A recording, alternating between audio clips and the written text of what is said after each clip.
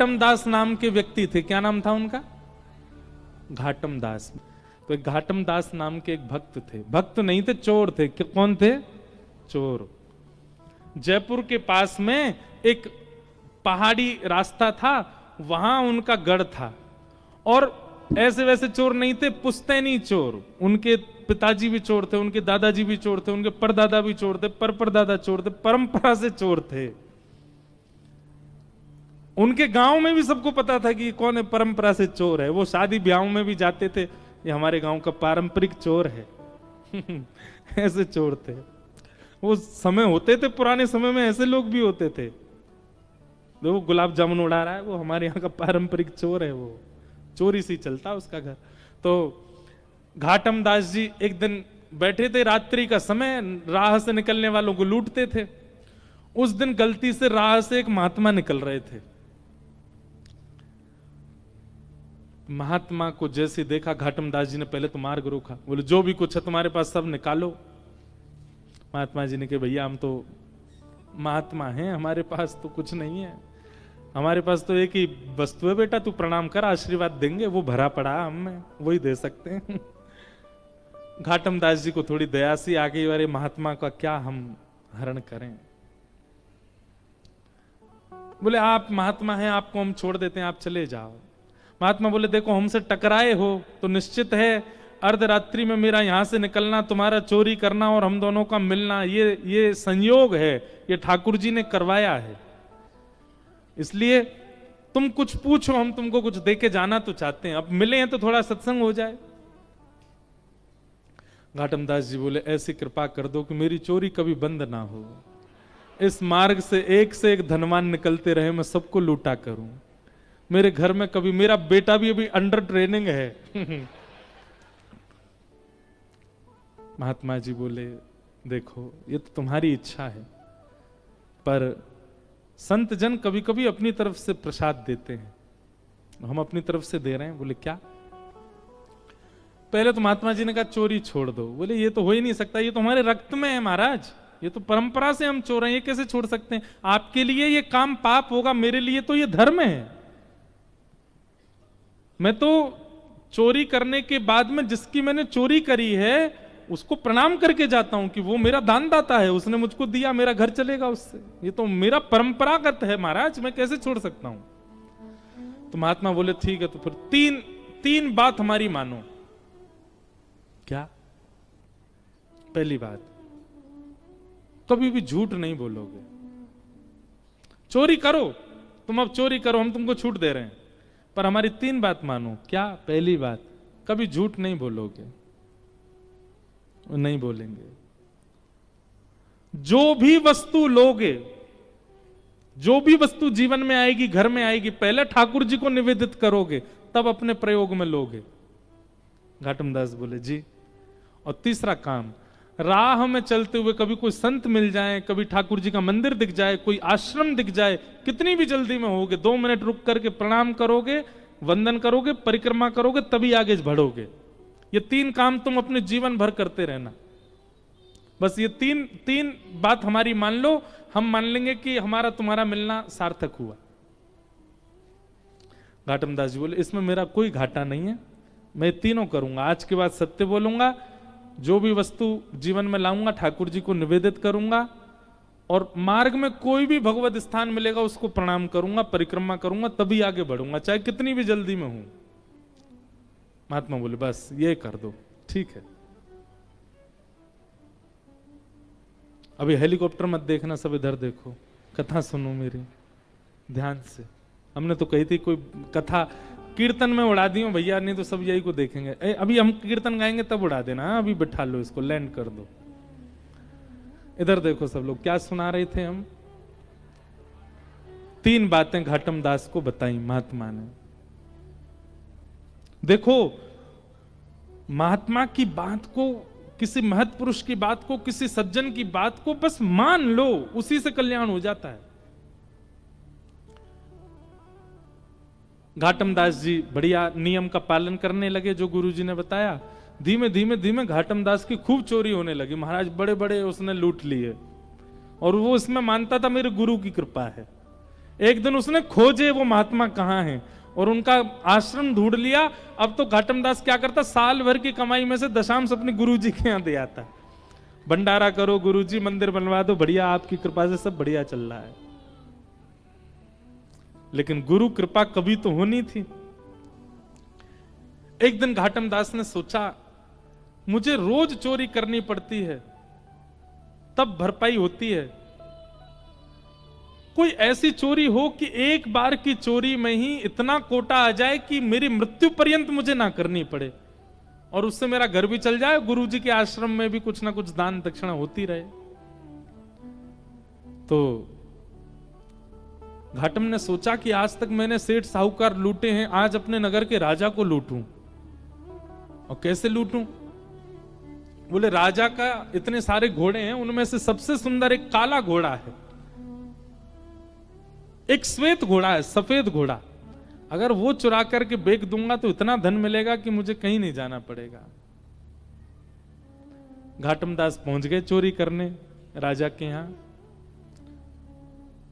जैसे ही प्रवेश करने लगे तो द्वारपालों ने रोक दिया। कौन हो? घाटम दास। क्या करने आए हो? बोले चोरी करने आए हैं। झूठ तो बोलता नहीं है। तो उसने जैसे ही बोला चोरी करने आए हैं तो द्वारपाल एक दूसरे का मुख देखने लगे। तो दूसरा द्वारपाल बोला उससे, ये जरूर राजा का कोई गुप्तचर है, हमने रोक दिया तो बुरा मान के बोल रहा चोरी करने आया हूं, बुरा लग गया इसको, हमारी बात बुरी हमने रोक दिया, इसको बुरा लग गया। अरे भैया बुरा नहीं मानो, जाओ जाओ भीतर जाओ। आप बुरा क्यों मान रहे हैं? जाइए भीतर, आप राजा के गुप्तचर हैं। भीतर गए, भीतर जाकर के अश्वालय जहां पे सब घोड़े बंधे थे वहां से सफेद घोड़ा निकाला, उस पर बैठ के घोड़े पे बैठ के बाहर आए तो द्वारपालों ने फिर देखा और देख करके बोले भैया क्या किया अंदर? बोले घोड़ा की चोरी करी और चोरी करके अब जा रहे हैं, इसको जाके बेच देंगे, उससे धन मिलेगा, उससे घर चलाएंगे। अरे भैया तुम बुरा नहीं मानो ना, जाओ। आप इतना बुरा क्यों मान जाते हो? आप इतना इतना क्रोध क्यों? जाइए जाइए आप। घाटम दास मनी मन सोचे जय हो गुरुजी, बड़ी कृपा आपकी, सत्य बोलने का क्या फल मिल रहा हमको। घाटम दास निकल गए घोड़ा लेके।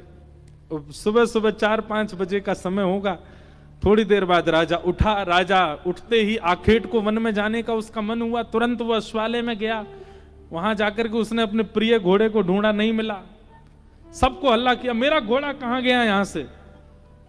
बात घूमते घूमते द्वारपालों पे पहुंची। सब द्वारपाल बोले महाराज आपका गुप्तचर आया था ना, वही लेके चला गया। बोले मेरा गुप्तचर? मेरा कोई गुप्तचर नहीं, मैं तो सो के अभी उठा हूं, हाथ मुंह धो के आखेट को वन में जा रहा हूं। अरे महाराज एक व्यक्ति आया था और उसने आके हमसे कहा था हम चोरी करने आए। मैंने कहा भाई चोर इतना सत्य थोड़ी बोलेगा चोरी करने आए। और वो घोड़े पे बैठ के गया, बोला मैं जाऊंगा, बेचूंगा, धन कमा के घर वालों को दूंगा। वही लेके गया है। पकड़ो, पीछा करो उसका, जहां भी मिले उसको बांध लो, पकड़ के लाओ। घाटम दास जी तुरंत घोड़ा भगा रहे थे। बोले जल्दी घर पहुंचूं, पीछे सैनिक पड़ेंगे अभी। और पीछे सैनिक पड़ ही गए थे। इतने में ही घाटम दास जी को एक राम जी का मंदिर दिखा। गुरु जी की दूसरी आज्ञा क्या थी? कभी भी कोई मंदिर, देवालय, आश्रम दिखे तो रुकना है, चाहे कितनी भी जल्दी में हो। और इस समय घाटम दास का रुकना घातक है, लेकिन फिर भी गुरु आज्ञा मान के रोक गए। घोड़ा बाहर बांध दिया, भीतर चले गए, राम जी को प्रणाम किया, परिक्रमा करी। उसमें भी जल्दीबाजी नहीं, भाव से गुरु जी की जैसी आज्ञा थी। महाराज अच्छा हाँ, एक आज्ञा तो हमने बताई नहीं। वो जो भी सामग्री लेते थे ठाकुर जी को निवेदित करते थे। तो जैसे वो घोड़ा चुराया, घोड़ा चुराते ही सबसे पहले उसका स्पर्श करके हे राम जी ये आपका है, इसको स्वीकार करो। राम जी को निवेदित करके तब चोरी करता था। तो राम जी को निवेदन करने के कारण और गुरु आज्ञा मानने के कारण राम जी इतने रीझ गए उससे कि बाहर जो अश्व खड़ा था वो था सफेद, पर जब तक सैनिक आए वो पूरा काला पड़ चुका था। सैनिकों ने अश्व को देखा, अश्व की कद काठी और उसका रूप देख करके बोले ये है तो हमारे राजा का ही, पर ये काला सा कैसे हो गया? तभी भीतर देखा तो घाटम दास, द्वारपालों ने कहा यही है, यही चुरा के ले गया था।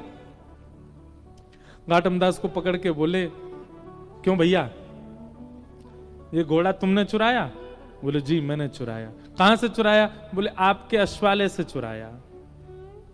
बोले ये तो श्वेत था, ये काला कैसे हो गया? बोले ये मुझे नहीं पता, पर जब ये मिला था तो मैंने बस ठाकुर जी को निवेदित कर दिया। ठाकुर जी को निवेदित करने के बाद ये काला कब पड़ा, अब ये मुझे नहीं पता। अब भैया ये तुम्हारे राजा का थोड़ी, अब तो ये राम जी का हो गया। अब राम जी को जैसा घोड़ा प्रिय लगता होगा वैसा बन गया, उनको सांवला प्रिय होगा इसलिए सांवला बन गया। सैनिक बोले क्या उटपटांग बातें करता है, इसको पकड़ के ले चलो राजा के पास। राजा के पास ले गए। राजा अपना घोड़ा देख के हैरान, बोले ये काला कैसे हो गया, ये मेरा घोड़ा नहीं है। अब घाटम कह रहा नहीं नहीं, ये आपके यहां का ही घोड़ा है पर आपका नहीं है, अब ये राम जी का हो गया है, अभी राम जी का है और उनकी प्रसादी में स्वीकार कर रहा हूं। सब आश्चर्य में बोले सच भी बोल रहा है और इसकी बातों पर विश्वास भी नहीं हो रहा, घोड़ा काला पड़ गया है, क्या क्या चल रहा है समझ नहीं आ रहा।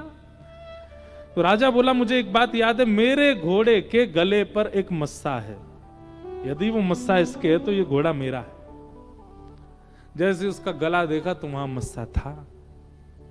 अब सब उसको पूछेंगे काला कैसे पड़ा? बोले नहला के देख लो, धुला के देख लो, रगड़ के देख लो, मैंने कोई रंग नहीं पोता इस पे। राजा को विश्वास करना पड़ा उसकी बात पर। बोले ये काला हुआ कैसे? बोले मैंने राम जी को निवेदित किया था। उनकी बात सुनकर के राजा इतना प्रसन्न हो गए कि राजा ने घाटम दास जी की गुरु आज्ञा पर प्रसन्न होकर के, रीझ करके, और राजा ने उनसे कहा देखिए महाराज आप भले ही चोर हैं पर मैं आज आपको एक ऑफर दे रहा हूं अपनी तरफ से। क्या? इस राज्य की गुरु पदवी खाली, आप हमारे गुरु बन जाओ, हमारे राज्य गुरु हो जाओ।